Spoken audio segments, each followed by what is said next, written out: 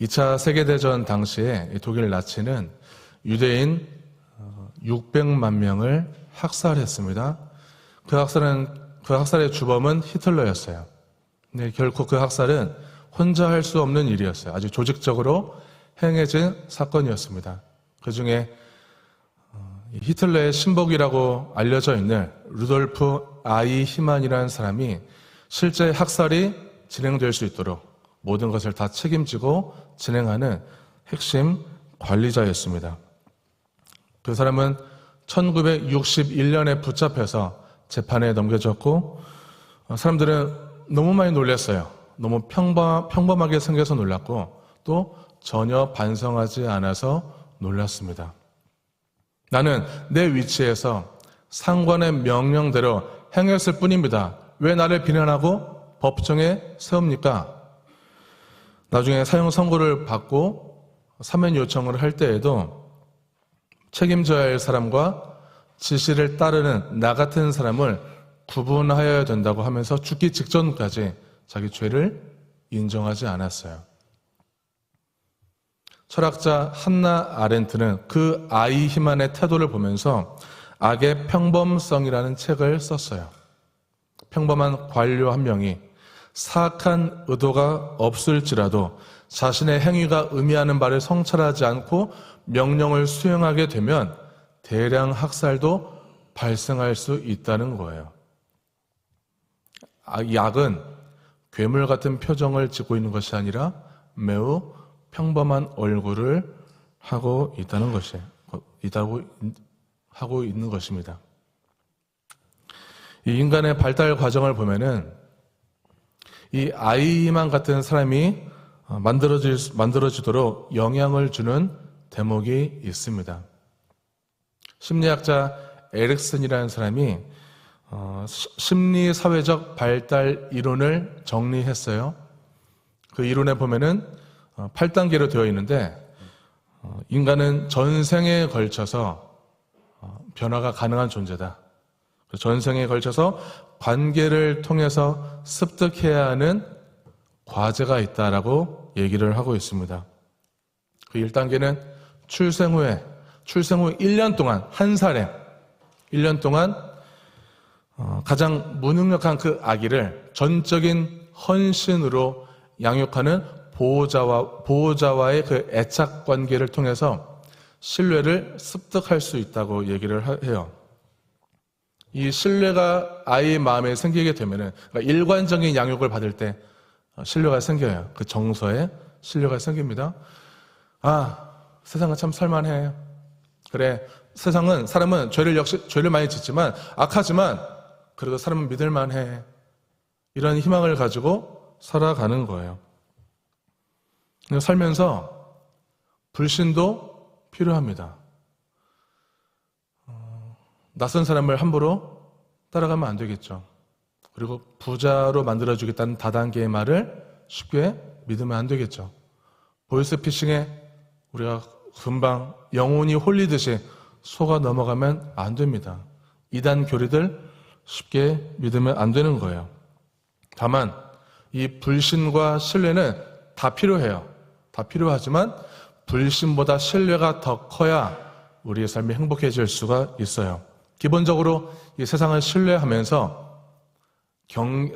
상황마다 때마다 경계하며 살아갈 수가 있는 것입니다. 그러니까 신뢰가 더 커야 희망이라는 덕성이 생겨서 그래도 세상을 행복하게 살아가려고 하는 것입니다. 우리가 신앙적으로 본다면은 하나님에 대해서는 신뢰하고 인간과 세상에 대해서는 분별해야 하는 거예요.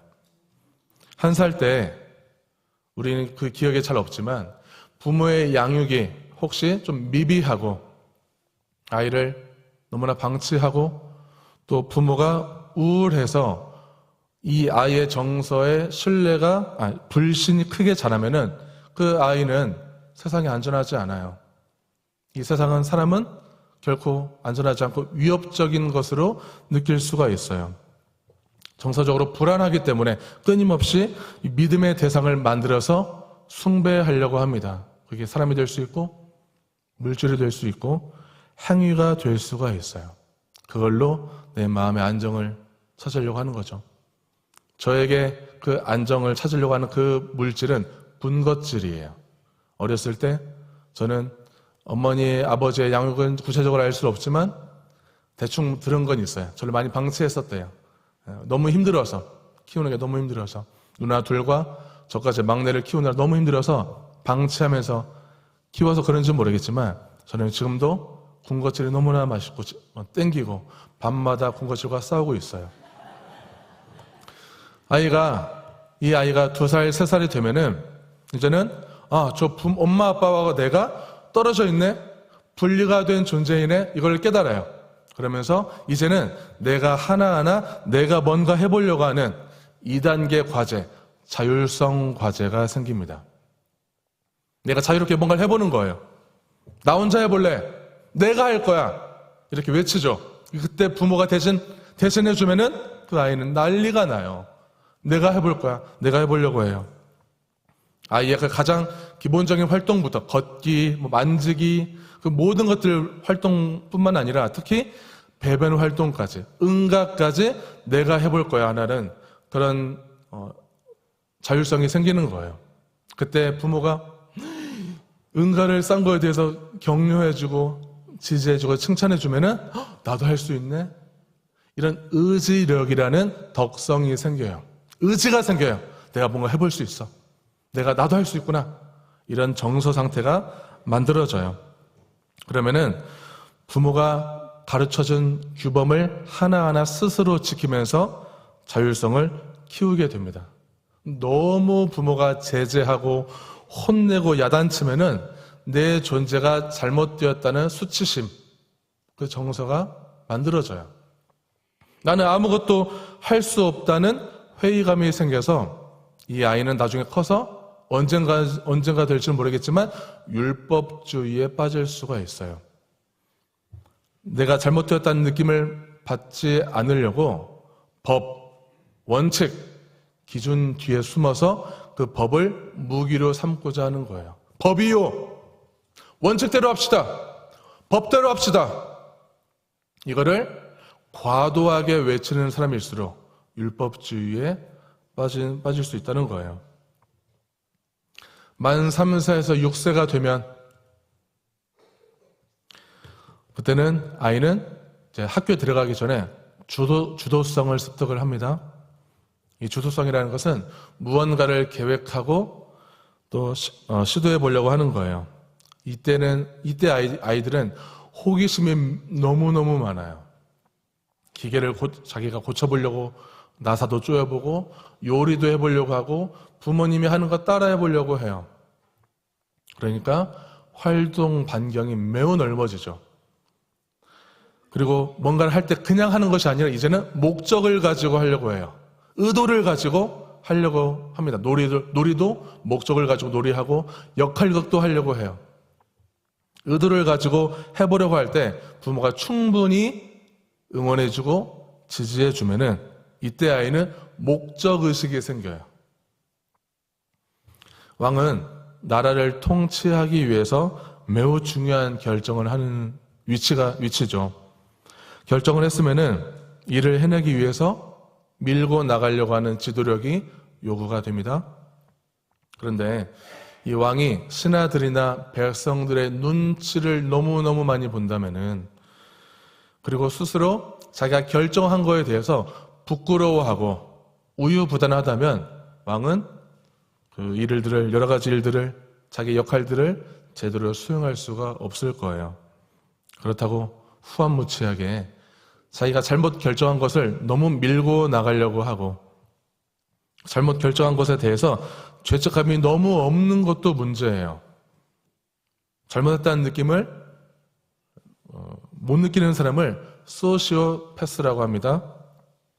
죄책감이 있어도 올바른 목적으로 살아야겠다는 게 더 크면 목적의식대로 자신을 신뢰하고 의지를 가지고 이 나라를 주도적으로 이끌 수 있는 왕이 될 수 있는 것입니다. 하나님께서 기름 부어 세우신 사울 왕에게 명령하셨어요. 아말렉 나라를 진멸하여라. 조건이 있다. 사람과 짐승 모두 남김없이 다 진멸하는 거예요. 다 죽이는 거예요. 사울은 왕으로서 전략을 짜고 주도적으로 전쟁을 준비하고 나가서 이끌어서 전쟁을 승리했어요. 나무랄 데가 없는 리더예요. 하지만 하나님께서는 이 사울 왕을 책망하셨습니다. 암말렉 왕 아각을 생포했어요. 그리고 좋은 짐승들을 살려두었어요. 이 살려준 이유를 같이 말씀을 통해서 보도록 하겠습니다. 같이 읽겠습니다. 사울이 사무엘에게 이르되 나는 실로 여호와의 목소리를 청종하여 여호와께서 보내신 길로 가서 암말렉 왕 아각을 끌어왔고 암말렉 사람들을 진멸하였으나 다만 백성이 그 마땅히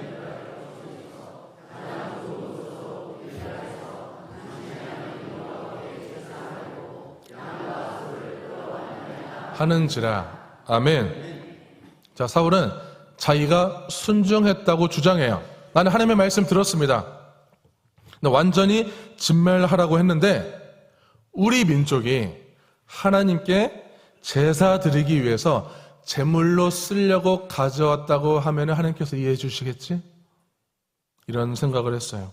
이거는 주도성이 아니에요. 이건 자기중심적 판단에서 나온 엄연히 불순종이라고 할 수 있어요. 하나님이 언제 제사를 원했나요? 하나님께서는 결과보다 이 마음의 동기와 순종을 보는 것입니다. 부모가 이 아이가 뭔가 시도하려고 하는 것을 하지 말라고 하고 심하게 혼내면은 아이의 마음속에는 죄책감이라는 게 생겨요. 아이한테 하지 말라고 하는 말을 지금 제가 제일 많이 할 것 같아요. 집에서 하지 마, 안 돼. 이러이러해서 안 돼. 이 말을 참 많이 하게 되는데 이 죄책감이 너무나 많이 생기게 되는 아이는 주도적으로 할 필요가 이제 없어져요. 주도하려고 내가 뭔가 의도를 가지고 생각을 가지고 계획을 가지고 해보려고 했는데 혼나기만 하면 더 이상 주도할 필요가 없어져요. 그냥 뭘 결정하는 것도 어려워져요. 계획하고 시도했다가 안 좋은 평가만 받는데 내가 뭔가를 했는데 자꾸 내 편은 내가 뭔가 열심히 고민하고 결정했는데 내 편은 사라져요. 그러면은 더 이상 주도적으로 할 필요가 없어지는 거예요. 어떤 권위자에게 혼나는 것도 두려운 거죠. 내가 뭔가를 하려고 했는데 혼나면은 두려워서 안 하고 싶어집니다. 책임을 회피하기 위해서 죄책감을 안 느끼려고 이제는 남이 하라는 것만 하예요. 그게 역할 맡기예요. 역할 맡기. 시키는 역할만 하면 나는 죄책감을 느낄 일이 없어요. 만약 잘못된 결과가 나오면 저는 하라는 대로만 했을 뿐입니다. 전 잘못이 없습니다. 나한테 시킨 사람이 잘못이라고 하면서 책임에서 벗어나려고 합니다. 사울은 책임을 회피했어요. 백성들이 가져온 것입니다. 그 짐승들은 두려움이 있으면은 책임을 외부로 돌리려고 해요. 사울은 어떻게 왕이 된 사람일까요? 사무엘상 15장 17절에 보면은 사무엘이 이르되 왕이 스스로 작게 여길 그때 사울이 겸손할 때 이스라엘 지파의 머리가 되지 아니하셨나이까 여호와께서 왕에게 기름을 부어 이스라엘 왕을 삼으시고 하나님께서는 사울이 겸손할 때 왕으로 세우셨어요. 너는 왕이고 그 자리는 책임이 있는 자리야. 왕으로서 분명한 목적의식이 있어야 하는 자리야. 목적이라는 것은 남이 정해주지 않아요. 왕이라면 하나님의 말씀에 의지하여 스스로 목적을 세워야 합니다. 기생 라합은 목적의식에 매우 분명한 사람이었어요. 여리고성을 몰래 정탐한 두 사람을 숨겨줍니다. 여리고 입장에서는 그 두 사람은 아주 위협적인 존재예요. 전쟁을 준비하는 침략자이기 때문에 찾아내서 제거하고 싶죠. 그래서 라합에게 찾아와서 캐물어요. 어디 있냐? 근데 라합은 거짓말을 해버립니다. 만약 이 거짓말이 들통이 나게 되면은 라합은 죽는 거예요. 다행히 위기를 모면해요. 라합이 목숨 걸고 숨겨준 목적이 있었어요. 하나님이 이스라엘을 출애굽하시고 전쟁에서 승리하게 하신 것을 라합이 들어요. 그 하나님이라면은 참 여호와 하나님이겠다. 그 여호와 하나님이 참 하나님이시기 때문에 저 여리고성을 무너뜨릴 수 있겠다 하는 하나님을 향한 경외심이 생겼어요. 그 분명한 목적의식은 이 죽음에 대한 두려움도 극복할 수 있게 합니다. 피겨스케이팅 김연아 선수가 올림픽 메달을 목에 걸기까지 수많은 좌절과 절망을 거쳐야 했어요. 우리는 그녀의 그 선수의 5분짜리 예술적인 작품을 감탄하면서 보지만 그 작품 뒤에는 수천만 번 점프하고 넘어지는 것을 우리는 보지 못해요. 그녀가 다시 일어설 수 있는 그 주도성의 힘은 더 잘하고 싶은 열정, 완벽한 연기를 해내고 싶은 그 목적의식이 있었습니다. 만약 죄책감이 강했다면 실패했을 때, 넘어졌을 때 도전을 멈추고 자기를 비난하고 또 실패할까봐 두려워서 포기했을 거예요. 지금 우리 가족들은 엄마, 아빠는 나만 바라보고 있는데 우리 코치와 감독은 나를 위해서 뭐 저렇게 헌신하고 있는데 나는 왜 이러지? 이런 자기 비난이 많다면은 쉽게 뭔가를 주도해서 이끌어가기가 참 어려워요. 내 인생을 내가 계획해서 의도를 가지고 이끌어가기가 두렵고 힘들어요. 사울이 순종하지 않은 이유가 있었어요. 사무엘상 15장 24절을 같이 보도록 하겠습니다. 사울이 사무엘에게 이르되 내가 범죄하였나이다. 내가 여호와의 명령과 당신의 말씀을 어긴 것은 내가 백성을 두려워하여 그들의 말을 청종하였음이니이다. 아멘. 전부 진멸하지 않고 남겨놓은 것은 우리 민족은 제사를 드릴 민족이기 때문에 우리 백성들을 위해서 우리 민족 백성들의 지지를 받고 왕권을 오래 유지하기 위해서 그렇게 한 거예요.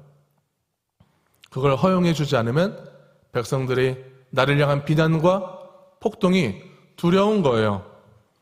내 지지 기반이 무너지면 왕으로서 더 이상 왕의 자리를 물러나는 것이 두려워서 그 두려움이 사울을 움직이게 했어요. 사울의 그 전쟁을 이끌어가는 모습은 매우 주도적으로 보였지만 두려움에 끌려다니느라 하나님의 말씀을 불순종하는 것입니다. 사울은 이 백성들의 지지를 받는 인기왕 역할 맡기를 하고 싶었어요. 그래서 합리화하고 책임을 회피하려 했어요. 이 주도성이라는 것은 내가 결정하는 것이 아니에요. 하나님을 향한 그 두려움과 사랑, 그 경외심에서 출발합니다. 말씀을 붙잡고 말씀이 기준이 되고 무기로 삼을 때, 말씀을 무기로 삼을 때 우리 삶의 능력이 나타나는 거예요.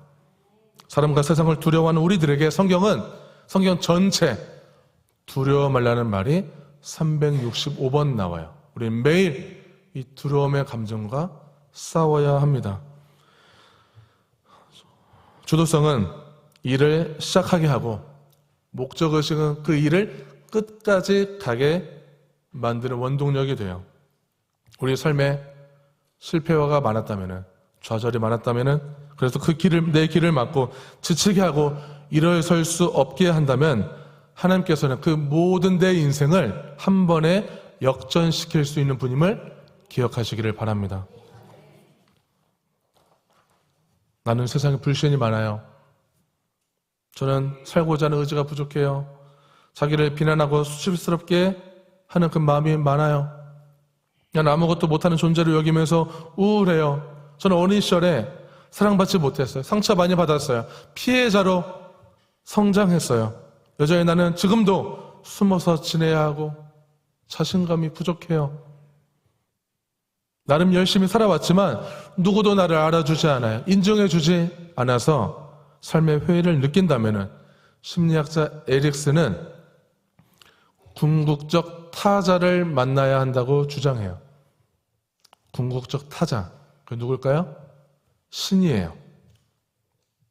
하나님을 만나면은 불신보다 신뢰가 커지고 하나님을 만나면은 수치심보다 자율성이 커지고, 하나님을 만나면 죄책감보다 주도성이 커지는 것입니다. 그래서 두려움에 끌려가는 인생이 아니라 의미를 따라 사는 삶이 되는 거예요. 심리학에서도 신을 얘기하는데, 하물며 하나님께서 우리에게 복음을 주셨잖아요. 여호수아 1장 9절에 보면은 내가 내게 명령한 것이 아니냐? 강하고 담대하라. 두려워하지 말며 놀라지 말라. 내가 어디로 가든지 내 하나님 여호와가 너와 함께 하느니라 하시니라. 아멘. 이 말씀에 의지하여서 우리는 세상에 눌리고 죄에 끌려가는 삶에서 이 부활하신 그리스도를 따라서 변화될 거예요.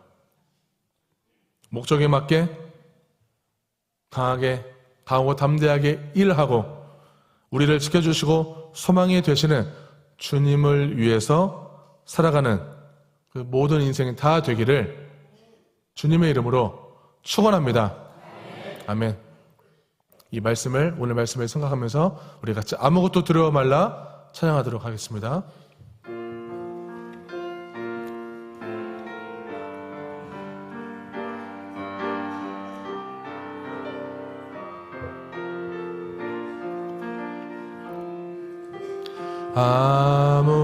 아무것도 두려워 말라. 주 나의 하나님이 지켜주시네. 놀라지 마라. 겁내지 마라. 주님 나를 지켜주시네. 아무것도 두려워 말라. 아무것도 두려워 말라. 주 나의 하나님이 지켜주시네. 놀라지 마라. 겁내지 마라.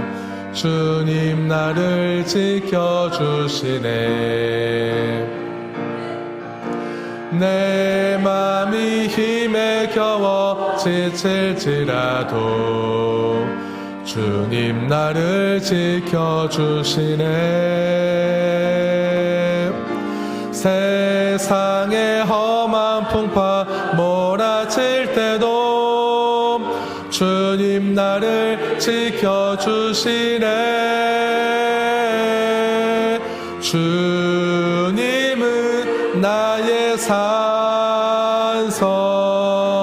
주님은 나의 요새, 주님은 나의 소망, 나의 힘이 되신 여호와. 주님은 나의 산성이십니다. 주님은 나의 산성, 주님은 나의 요새, 주님은 나의 소망, 나의 힘이 되신 여호와.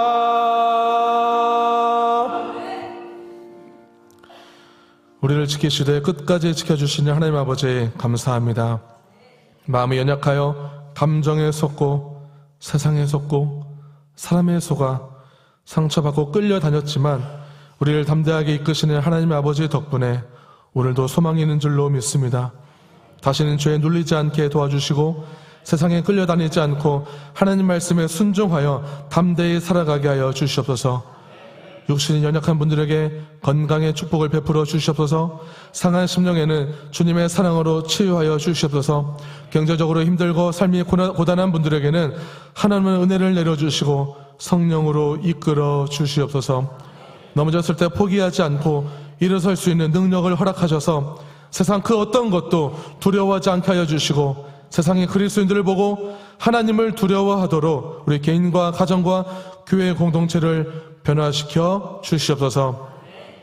이제는 우리 주 예수 그리스도의 크신 은혜와 하나님 아버지의 놀라우신 사랑하심과 성령님의 위로 역사 교통하심이 세상에 끌려가는 인생을 지금 끝내고 새로운 피조물로서 새롭게 거듭나며 강하고 담대히 주의 말씀 붙들고 부활 소망 가운데 진정한 자유와 사명의식으로 살기로 다짐하는 여기 모인 모든 성도님들과 가정과 교회 위에 지금부터 영원토록 함께 하시기를 간절히 축원하옵나이다. 아멘.